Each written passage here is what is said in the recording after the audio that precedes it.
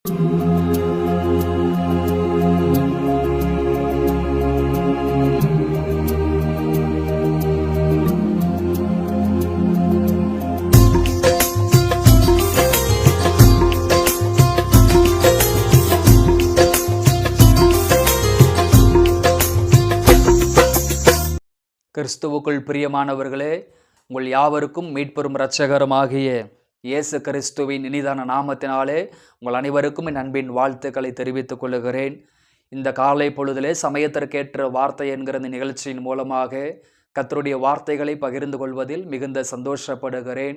இந்த நாள் உங்களுக்கு ஆசீர்வாதமாக இருக்கும்படி உங்களை மனதார வாழ்த்துகிறேன். ஆண்டவர் மகிமைப்படுவாராக. இந்த நாளிலும் கூட உங்களுக்காக ஒரு வேத வசனத்தை வாசித்து உங்களுக்காக நான் ஜெபிக்க விரும்புகிறேன். உபாகமம் 33ஆம் அதிகாரம் அதனுடைய 29வது வசனத்தை வாசிப்போம். இஸ்ரவேலே, நீ பாக்கியவான், கர்த்தரால் இரட்சிக்கப்பட்ட ஜனமே, உனக்கு ஒப்பானவன் யார்? உனக்கு சகாயம் செய்யும் கேடகமும் உனக்கு மகிமை பொருந்திய பட்டயமும் அவரே.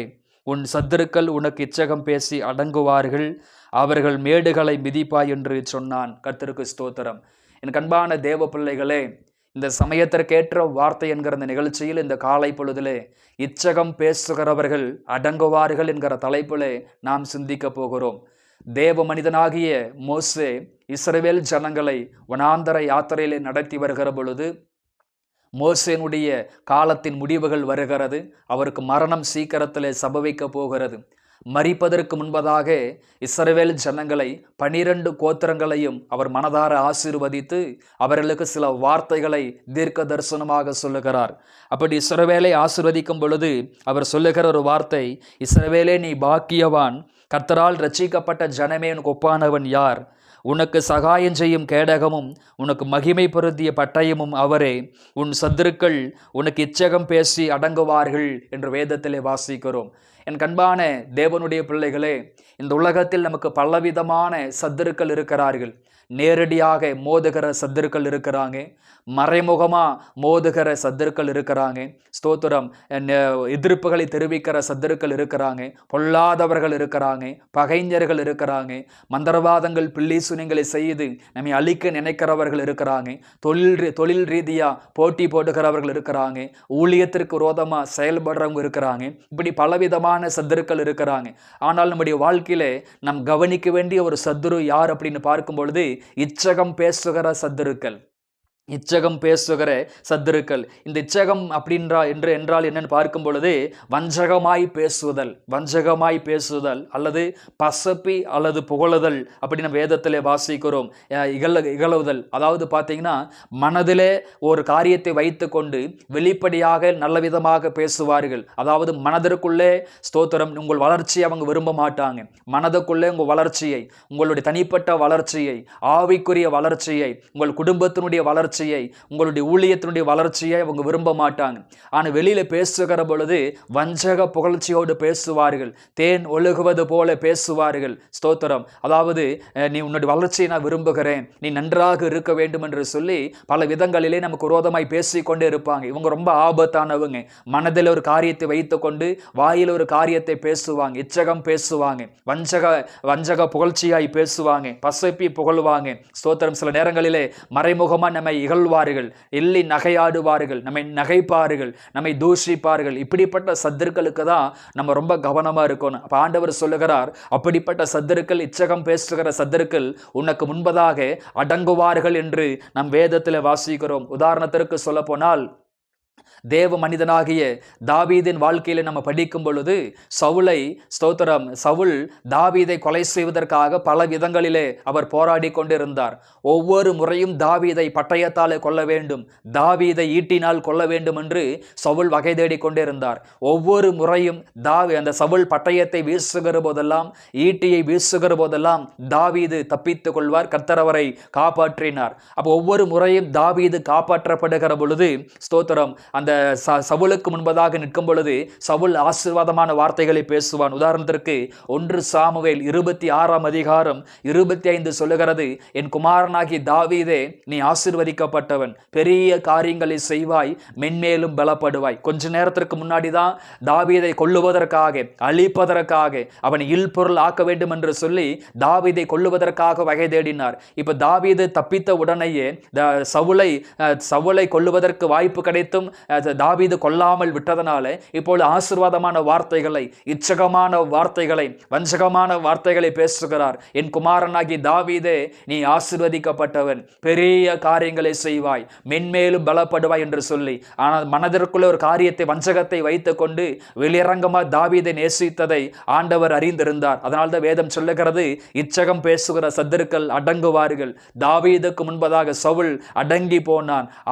அதாவது மொர்தெகாய்க்கு முன்பதாக ஆமான் அடங்கி போனான் என்று வேதத்திலே வாசிக்கிறோம். கர்த்தருக்கு ஸ்தோத்திரம். அப்ப எனக்கு அன்பான தேவனுடைய பிள்ளைகளே, ஏன் சத்துருக்கள் நமக்கு முன்பதாக இச்சகம் பேசுகிற சத்துருக்கள் ஏன் அடங்கி போகிறார்கள் என்று பார்க்கும் பொழுது, முதலாவது நீங்களும் நானும் ரட்சிக்கப்பட்ட ஜனமாக இருக்கிறோம். அதங்க சொல்லப்படுகிறது, இஸ்ரவேலே நீ பாக்கியவான், கர்த்தரால் ரட்சிக்கப்பட்ட ஜனமே, உனக்கு ஒப்பானவன் யார்? நீங்களும் நானும் ரட்சிக்கப்பட்டிருக்கிறபடியால், அபிஷேகம் பெற்றிருக்கிறபடியால், கிருபை பெற்ற சந்ததியா இருக்கிறபடியால், வேதத்தை நேசிக்கிற சந்ததியா இருக்கிறபடியால், ரட்சிக்கப்பட்ட பிள்ளைகளுக்கு விரோதமா, அபிஷேகம் பண்ணப்பட்ட பிள்ளைகளுக்கு விரோதமா எத்தனை பேர் நேரடியாகவும் மறைமுகமாகவும் சூழ்ச்சிகளை செய்தாலும், விரோதமாக எழும்பினாலும், நிச்சயமா ஸ்தோத்திரம், அபிஷேகம் பெற்ற பிள்ளைக்கு முன்பதா, கிருபை பெற்ற பிள்ளைக்கு முன்பதா அடங்கி போவது நிச்சயம். இச்சகம் பேசுகிறவர்கள் ரட்சிக்கப்பட்ட பிள்ளைகளுக்கு முன்பதா அடங்கி போவது நிச்சயம். இச்சகம் பேசுகிற சத்துருக்கள் அபிஷேகம் பெற்றவனுக்கு முன்பதா அடங்கி போவது நிச்சயம். கர்த்தருக்கு ஸ்தோத்திரம். இரண்டாவது, ஏன் இச்சகம் பேசுகிற சத்துருக்கள் நமக்கு அடங்கி போவார்கள் என்று பார்க்கும் பொழுது, சகாயம் செய்யும் கேடகம் கர்த்தராய் இருக்கிறார். கர்த்தர் எப்படிப்பட்டவர்னு சொன்னா, ரட்சிக்கப்பட்ட பிள்ளைகளுக்கு, அபிஷேகம் பெற்ற பிள்ளைகளுக்கு, தேவ ஜனத்திற்கு அவர் சகாயம் செய்கிற கேடகமாய் இருக்கிறார். சகாயம் செய்கிற கேடகமாய் இருக்கிறார். நம்மை தற்காக்கிற ஒரு யுத்த வீரனை தற்காப்பதற்கு ஒரு கேடகம் எவ்வளவு முக்கியமாய் இருக்கிறதோ, அந்த கேடகம் எந்த ஆயுதங்களும் அந்த யுத்த வீரனை தாக்காதபடி அந்த கேடகம் காப்பது போல, ஆண்டவர் தம்முடைய ஜனங்களை, இஸ்ரவேலை காக்கிறவர் உறங்குவதும் இல்லை, தூங்குவதும் இல்லை. ஆண்டவர் நமக்கு ஒரு கேடகமாய் இருந்து நம்மை பாதுகாத்து கொண்டே இருக்கிறார். கர்த்தருக்கு ஸ்தோத்திரம். சங்கீதங்களின் புஸ்தகம் 91ஆம் சங்கீதம் 4ஆம் வசனம் சொல்லுகிறது, சத்தியம் உனக்கு பரிசையும் கேடகமாகும். ஆண்டவர் சத்தியம் என்கிற கேடகத்தை ஆண்டவர் நம் கரத்திலே கொடுத்திருக்கிறார். எபேசியர் 6ஆம் அதிகாரம் 15 சொல்லுகிறது, விசுவாசம் என்னும் கேடகம்.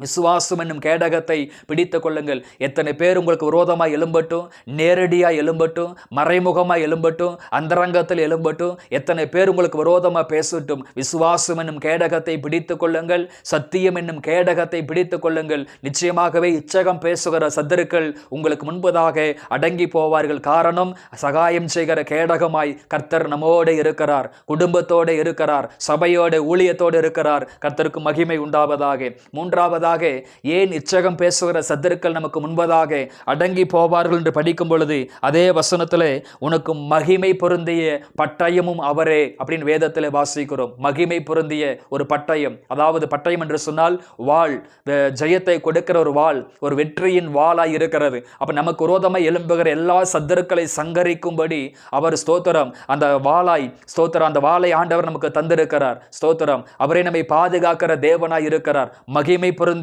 ஒரு பட்டயமாய் இருக்கிறார். கர்த்தருக்கு ஸ்தோத்திரம். அப்ப எபேசியர் 6ஆம் அதிகாரத்திலே 17ஆம் வசனத்தை வாசித்து பார்க்கும் பொழுது, தேவ வசனமாகிய ஆவியின் பட்டயத்தை எடுத்துக் கொள்ளுங்கள். அப்ப பட்டயம் என்பது சத்துருக்களை சங்காரம் பண்ணுவதற்கு பயன்படுகிறது, சத்துருக்களை அழிப்பதற்கு பயன்படுகிறது. அப்ப ஆண்டவராகிய தேவன் தம்முடைய ஜனங்களுக்கு, தம்முடைய பிள்ளைகளுக்கு ஸ்தோத்திரம் அவரே மகிமை பொருந்திய ஒரு பட்டயமாய் இருக்கிறார். அதே போல உங்களுக்கும் எனக்கும் கரத்தில் பரிசுத்த வேதத்தை கொடுத்திருக்கிறார்.